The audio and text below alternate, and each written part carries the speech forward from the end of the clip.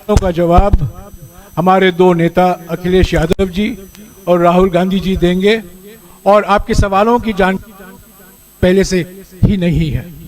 मैं पहले गुजारिश करूंगा यादव जी को कि वो आपको संबोधित करें, उसके बाद राहुल जी कुछ कहेंगे और उसके बाद आप सवाल करेंगे। अखिलेश जी। मैं धन्यवाद देता हूं और सबसे पहले मैं अपने प्रेस के साथियों को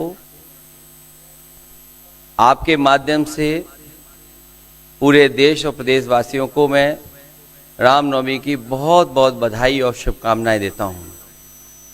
ऐसा त्योहार, ऐसे दिन जहां से अच्छी शुरुआत होती है। मुझे खुशी है इस बात की कि आज कांग्रेस पार्टी के नेता राहुल गांधी जी और समाजवादी पार्टी की आज हम मिलकर के प्रेस कर रहे हैं। पहले चरण का चुनाव उत्तर प्रदेश का होने जा रहा है और जो पश्चिम से हवा चल रही है वो पूरे के पूरे उत्तर प्रदेश और देश के माहौल को बदलने जा रही है। आज गाजियाबाद में बैठे हैं। इस बार भारतीय जनता पार्टी को गाजियाबाद से लेकर के गाजीपुर तक इंडिया गठबंधन सफाया करने का काम करेगा। आज किसान दुखी है। तमाम जो वादे किए थे, भारतीय जनता पार्टी की हर बात झूठी निकली। उनके वादे झूठे। न किसान की आय दोगुनी हुई, न नौजवान को नौकरी रोजगार मिला और जो सपने दिखाए थे, नैतिकता का बुलबुला था, वो भी टूट गया। इलेक्टोरल बॉन्ड ने इनका बैंड बजा दिया। भारतीय जनता पार्टी सभी भ्रष्टाचारियों का गोदाम बन गई। न केवल भ्रष्टाचारियों को ले रहे हैं, बल्कि भ्रष्टाचारियों ने जो कमाया है उसको भी अपने साथ रख रहे हैं। जहां उत्तर प्रदेश देश का सबसे बड़ा प्रदेश है, डबल इंजन की सरकार में जो दावा करते रहे डबल इंजन, उनकी होर्डिंग देखिए आप कि अब डबल वहां पर नहीं दिखाई देते हैं, अकेले दिखाई दे रहे हैं। इनके प्रत्याशी होर्डिंग से गायब हैं।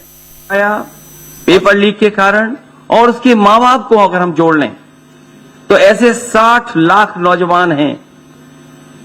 60 लाख नौजवानों का भविष्य अंधकार में डाल दिया। और अगर 60 लाख का गुणा करें हम 3 से, 1 करोड़ 80 लाख, और 1 करोड़ 80 लाख को अगर हम डिवाइड कर दें 80 लोकसभाओं से, तो भारतीय जनता पार्टी का 2,25,000 वोट हर लोकसभा में कम हुआ है। इसलिए एक भी वोट बट ना पाए। जहां हमें मतदान करना है वहीं मतदान के दिन हमें सावधान भी रहना है। अगर हम सावधान रह करके मतदान करेंगे और अपने बूथ की चौकीदारी करेंगे तो भारतीय जनता पार्टी का सफाया होगा। आने वाले चुनाव में, ये देश का चुनाव है, देश की जनता बदलाव चाहती है और बदलाव की हवा पश्चिम से उत्तर प्रदेश से चल रही है। और मुझे पूरा उम्मीद है आने वाले समय में इंडिया गठबंधन और नई सरकार देश में दिखाई देगी। शुक्रिया अखिलेश जी। राहुल जी।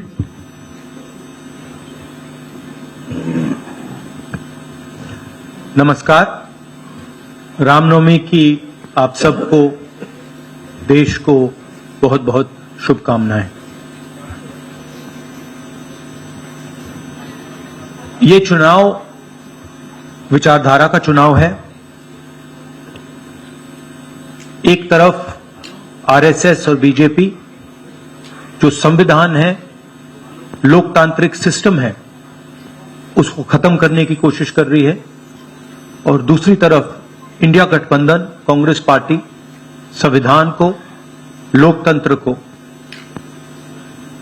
डिफेंड करने की कोशिश कर रही है, उसकी रक्षा कर रही है। चुनाव में 2-3 बड़े मुद्दे हैं।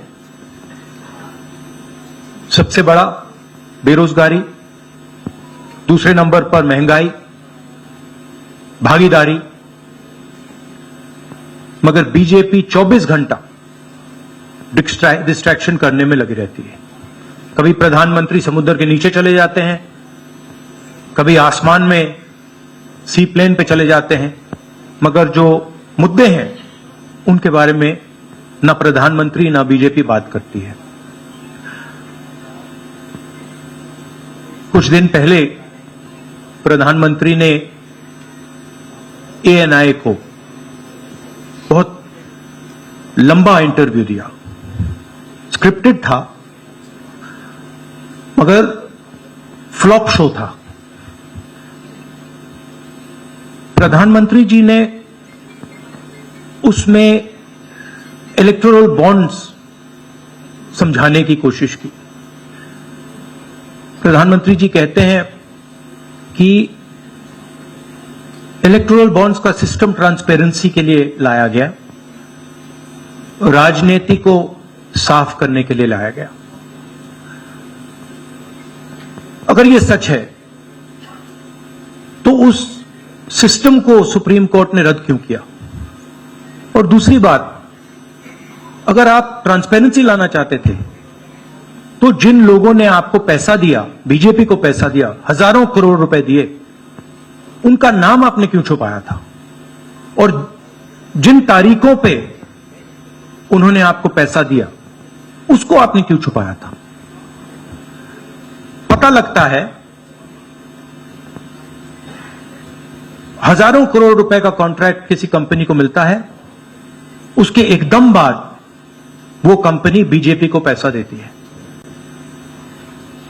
सीबीआई की इंक्वायरी होती है, ईडी की इंक्वायरी होती है किसी कंपनी पर, शुरू होती है, उसके 10-15 दिन बाद कंपनी करोड़ों रुपए बीजेपी को देती है और फिर सीबीआई की इंक्वायरी, ईडी की इंक्वायरी बंद हो जाती है। सड़क पे इसको एक्सटॉर्शन कहते हैं, एक्सटॉर्शन कहते हैं सड़क पे। तो ये जो है इलेक्टोरल बॉन्ड्स का जो स्कीम है, ये दुनिया का सबसे बड़ा एक्सटॉर्शन का स्कीम है।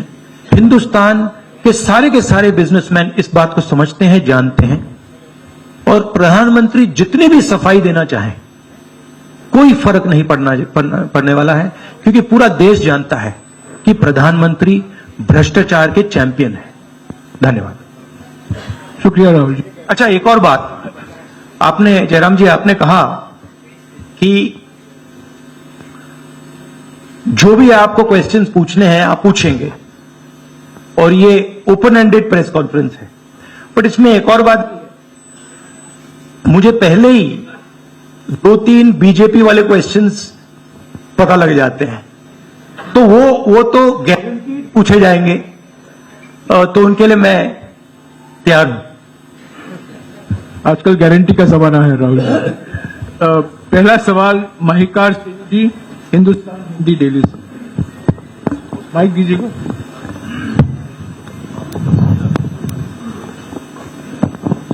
राहुल जी, स्वागत है आपका। दोनों नेताओं, जबकि आज प्रचार का पहला चरण समाप्त होने वाला है, आपने मेरे मित्रों को थोड़ा सा कसरत करा दी, वो दिल्ली से यहाँ आए हैं। आपने गाजियाबाद में ही क्यों पीसी की? यूपी और दिल्ली छोड़ के गाजियाबाद में पीसी हो रही है। दूसरा सवाल ये है राहुल जी से कि लोग तो गुजरात छोड़कर पीएम बनने के लिए बनारस आते हैं, आप बाय नाइट चले गए, तो क्या अमेठी या रायबरेली से आप लड़ेंगे? ये बीजेपी वाला क्वेश्चन है, ये पत्रकार का सवाल। पहले ही opening ball BJP question. Very good, शाबाश। देखिए, अमेठी की बात कांग्रेस का डिसीजन है, जो भी मुझे ऑर्डर मिलेगा मैं वो करूंगा। सीईसी मीटिंग, हमारी पार्टी में सीईसी मीटिंग्स में ये डिसीजन लिए जाते हैं। बट पहला बीजेपी का question, good question, thank you. Amar Ujala से निशा, आप थोड़ा शांत हो जाइए यहाँ प्लीज। बहुत बहुत स्वागत है। मेरा सवाल आपसे ये है कि यूपी में न केवल यूपी में बल्कि पूरे देश में इस बार कांग्रेस ने अपने बहुत कम प्रत्याशी 268 अभी तक सामने आए हैं और यूपी में तो 80 सीटों के मुकाबले केवल 17 सीट हैं। ऐसा क्यों? क्या ऐसा मान के चल रही है कांग्रेस की आप कमजोर चल रहे हैं या यूपी में कमजोर है कांग्रेस इसलिए सपा या आपके गठबंधन बाकी सहयोगी पार्टी सीट नहीं देना चाह रही है? नहीं, हमने डिसीजन लिया है कि इंडिया गठबंधन चुनाव लड़ेगा और हमने सीट शेयरिंग की है और ओपन माइंडेड तरीके से दिल खोल के हमने सीट शेयरिंग की है।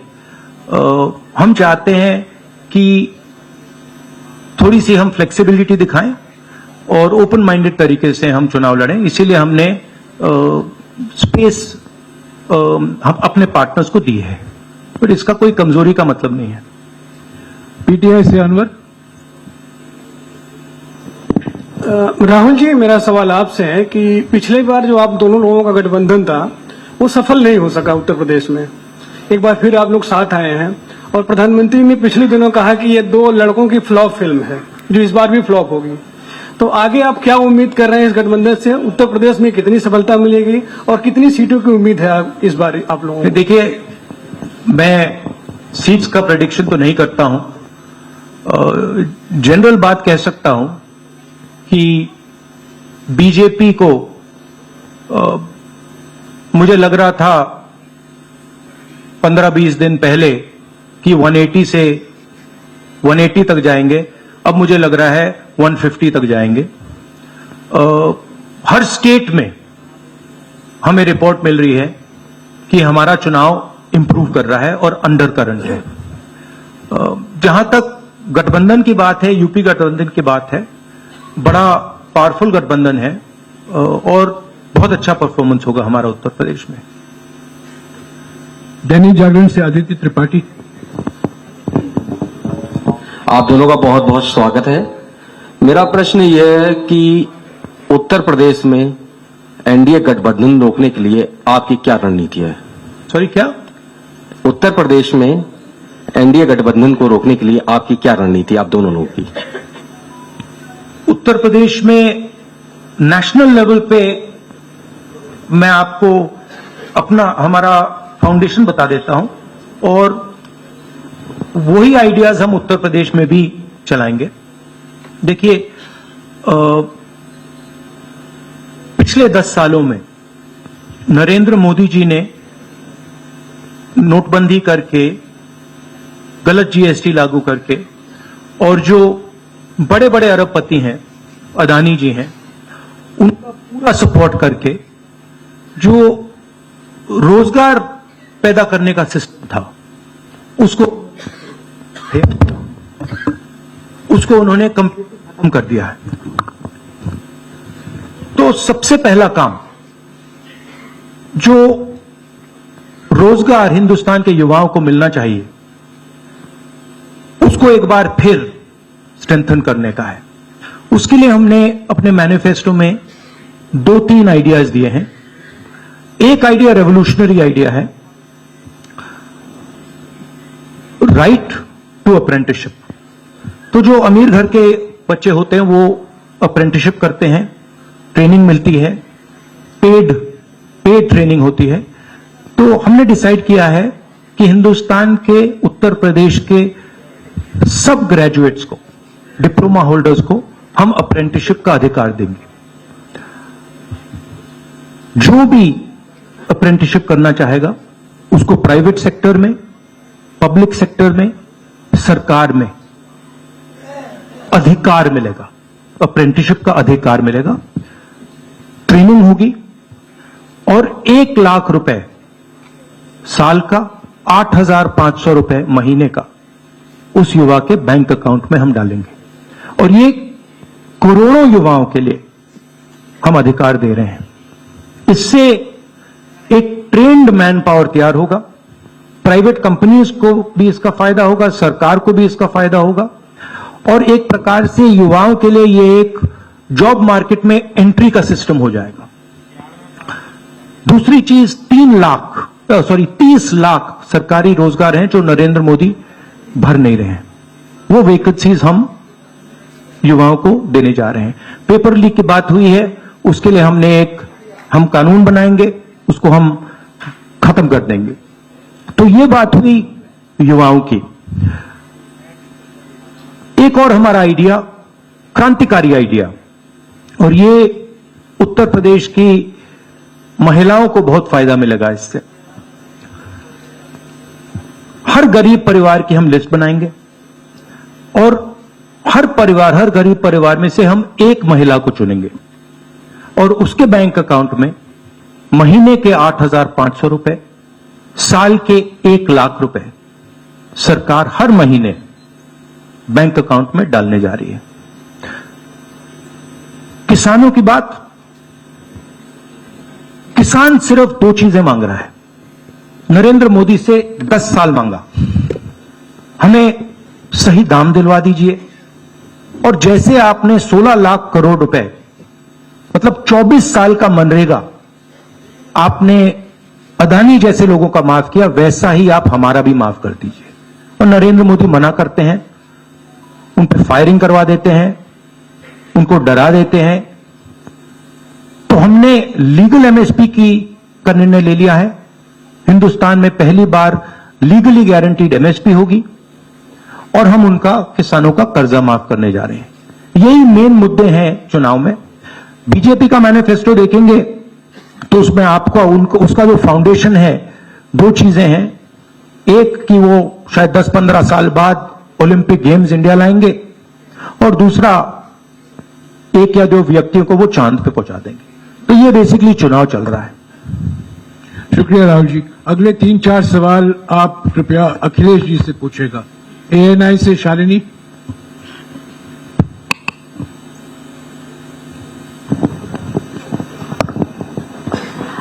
पहला सवाल राहुल जी से है। अखिलेश जी से पूछेगा प्लीज। उन्होंने कृपया लगा दिया, इसलिए अब हमसे पूछिए। दोनों से पूछूंगी सर। पहला सवाल राहुल जी से है, जैसे कि पीएम ने कहा है कि मैं देश बचा रहा हूं, लेकिन इंडिया अलायंस जो है वो परिवार बचा रहा है, इस पर क्या कहेंगे सर? और जो दूसरा सवाल, सेकंड बीजेपी क्वेश्चन। सर दूसरा जो सवाल है मेरा वो ये है, जादूगर कहा है उन्होंने राहुल जी को, और उन्होंने कहा ANI को जब इंटरव्यू दिया उसमें बोला कि ऐसा परिवार बचा रहा है, इस पर क्या कहेंगे सर? और जो दूसरा सवाल, सेकंड बीजेपी क्वेश्चन। सर दूसरा जो सवाल है मेरा वो ये है, जादूगर कहा है उन्होंने राहुल जी को, और उन्होंने कहा ANI को जब इंटरव्यू दिया उसमें बोला कि ऐसा कौन सा जादू है कि एक झटके में गरीबी मिटा सकते हैं। मैं जानना चाहता हूं ऐसा कौन सा जादू है कि एक झटके में गरीबी मिटाई जा सकती है। तो ये मेरा सवाल दोनों से है। नहीं, दोनों से है। मैं धन्यवाद देता हूं, आप लोगों ने सवाल पूछे। हालांकि कुछ सवाल आपने राहुल जी से पूछे थे। एनडीए को पीडीए हराएगा, एनडीए को पीडीए हराने जा रहा है, एनडीए को पीडीए हराने जा रहा है। और जहां तक सवाल परिवारवाद की बात है, आज नवरात्र है, आज शुभ दिन है। भारतीय जनता पार्टी के लोग संकल्प लें कि ना किसी परिवार वाले को टिकट देंगे और ना किसी परिवार वाले से वोट मांगेंगे। और गाजियाबाद में कार्यक्रम इसलिए किया है क्योंकि हम दोनों लोगों ने संकल्प लिया है। वो तो इंडिया गठबंधन का नाम भी ठीक से नहीं ले पाते हैं। INDIA तो इंडिया होता है, इंडी कब से हो गया? यहां से सफाया होगा गाजीपुर तक। जो 14 में आए थे वो 24 में चले जाएंगे, और यूपी वाले स्वागत भी अच्छा करते हैं। और इस बार तो ढोल नगाड़ा और सब कुछ की तैयारी है। इस बार विदाई भी बहुत शानदार होने जा रही है। हाँ, टाइम्स नाउ भारत। रंजीता, अखिलेश जी से। तो आपने जो गरीबी को एक झटके में मिटाने की बात की, देखिए ये कोई नहीं कह रहा है कि गरीबी को एक झटके में मिटाया जाएगा। हम ये कह रहे हैं कि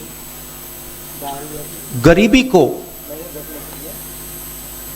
गहरी चोट पहुंचाई जा सकती है, और तरीके मैंने आपको बताए हैं। नरेंद्र मोदी जी ने पूरा का पूरा फोकस 22 लोगों पे किया है, 22-25 लोगों पे किया है। आज की सच्चाई है कि 22 लोगों के पास उतना धन है जितना 70 करोड़ लोगों के पास है। गरीबी का यह भी कारण है कि नरेंद्र मोदी जी ने सारा का सारा धन कंसंट्रेट कर दिया है, 20-25 लोगों को पकड़ा दिया है। मैं जाति जनगणना की बात कर रहा हूं और मैंने ये बात बहुत बार उठाई है। भागीदारी की बात होती है। हिंदुस्तान के किसी भी इंस्टीट्यूशन में आपको ना पिछड़े वर्ग के लोग मिलेंगे, ना दलित मिलेंगे, ना आदिवासी मिलेंगे, ना गरीब जनरल कास्ट के लोग मिलेंगे। मैंने मीडिया के बारे में बात उठाई। मीडिया में आपको बड़े बड़े एंकर्स दिखते हैं। आपको मीडिया की कंपनीज के मालिक की लिस्ट निकालिए, आपको दिख जाएगा कि उधर ना एक पिछड़ा मिलेगा, ना एक दलित मिलेगा, ना एक आदिवासी मिलेगा। तो हम क्रांतिकारी काम करने जा रहे हैं। जाति जनगणना, महिलाओं को उनके बैंक अकाउंट में 1 लाख रुपए, किसानों को एमएसपी। तो ये सब गरीबों को पैसे देने के तरीके हैं। नरेंद्र मोदी जी ने पिछले 10 साल में गरीबों को कुछ नहीं दिया, तो ये हम करने जा रहे हैं।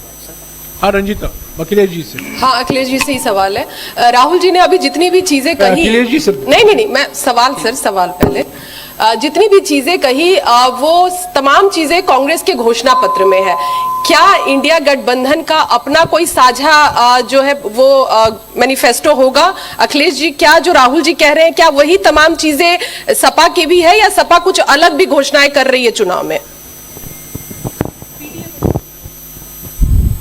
इंडिया गठबंधन नई उम्मीद है और जैसा कि राहुल जी ने कहा कि उनके मैनिफेस्टो में बहुत सारी चीज़ें हैं जिससे गरीबी दूर की जा सकती है।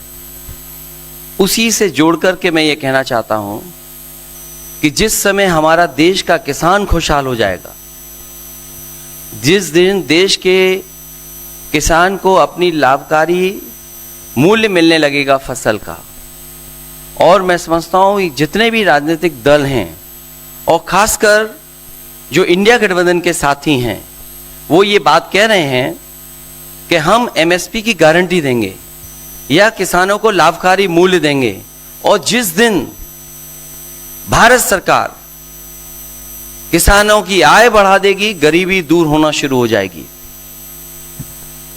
और मैं कई मौकों पर कह रहा हूं कि जाति जनगणना भी एक हमारा मुद्दा है। बिना सामाजिक न्याय के, बिना जाति की गैर बराबरी खत्म किए हुए हम अपने समाज को आगे नहीं बढ़ा सकते। और जैसा राहुल जी ने कहा कि खुशहाली के लिए जाति जनगणना जरूरी है, तो जाति जनगणना, सामाजिक न्याय और पीढ़ी की लड़ाई को लेकर के हम चलेंगे। उससे गरीबी भी दूर होगी और मान सम्मान भी मिलेगा। विक्रांत, एक चीज और देखिए, ये जो हमारा मैनिफेस्टो है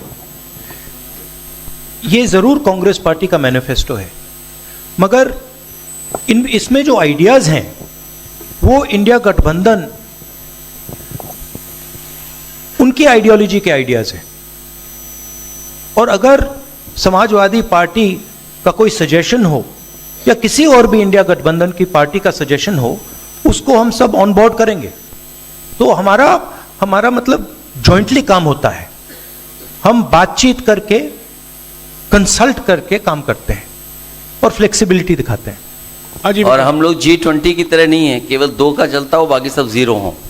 साथ आए हैं, आखिर क्या वो मोमेंट क्या था जब दोनों के दिल में आया कि हाँ हमको साथ आना चाहिए, जरूरी है? 7 साल बाद दोनों के दिल में कब ये मोमेंट आया कि हाँ चलना है साथ? मूवमेंट क्यों बताना, हम साथ आ गए और साथ आ गए, साथ आ गए, यही मूवमेंट है।